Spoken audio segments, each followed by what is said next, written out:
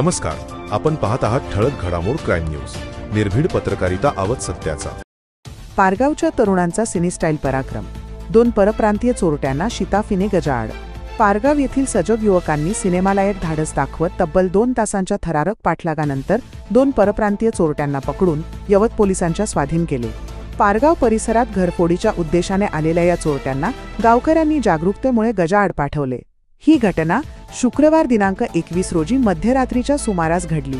सदर प्रकरणात यवत पोलिसांनी राहुल मालवी वय 28 राहणार मध्य प्रदेश व प्रेमचंद चित्रावट वय 32 राहणार राजस्थान यांना अटक करून त्यांना 6 दिवसांची पोलीस कोठडी मिळवली असल्याची माहिती सहाय्यक पोलीस निरीक्षक महेश माने यांनी दिली. पारगाव येथील मुख्य बाजारपेठेतील राहू पारगाव रस्त्यालगत असलेल्या एका खासगी सोन्याच्या दुकानावर शुक्रवारी रात्री 1च्या सुमारास एकूण 4 चोरटे गेले. चोरीच्या उद्देशाने त्यांनी दुकानाच्या दरवाजाजवळील सीसीटीव्ही कॅमेऱ्याची दिशा काठीच्या सहाय्याने बदलली. समोरच असलेल्या ICICI बँकेवरील सिक्युरिटी गार्डच्या ही बाब लक्षात आल्याने त्यांनी तत्काळ सोन्याच्या दुकानाचे मालक मनोहरसिंग नागवेसी यांना फोन करून माहिती दिली.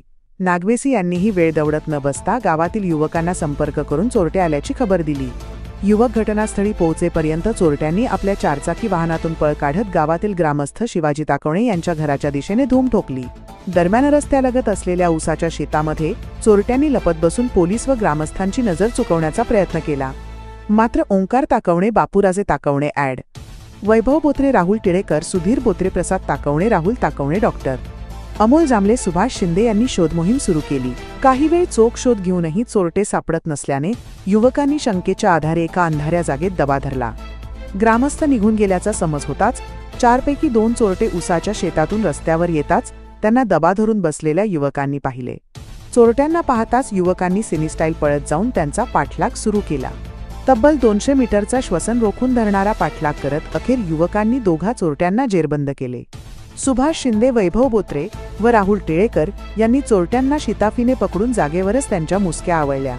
दरम्यान संतप्त ग्रामस्थांनी चोरट्यांना भोचके पाडत चांगलाच चोप दिला. त्याचवेळी यवत पोलिसांचे पथक घटनास्थळी दाखल झाले. पोलिसांनी चोरट्यांच्या ताब्यातील चोरलेली दुचाकी जप्त केली असून उर्वरित दोघा फरार चोरट्यांचा शोध सुरू आहे. प्रतिनिधी तुषार लफे सोबत ठळक घडामोड.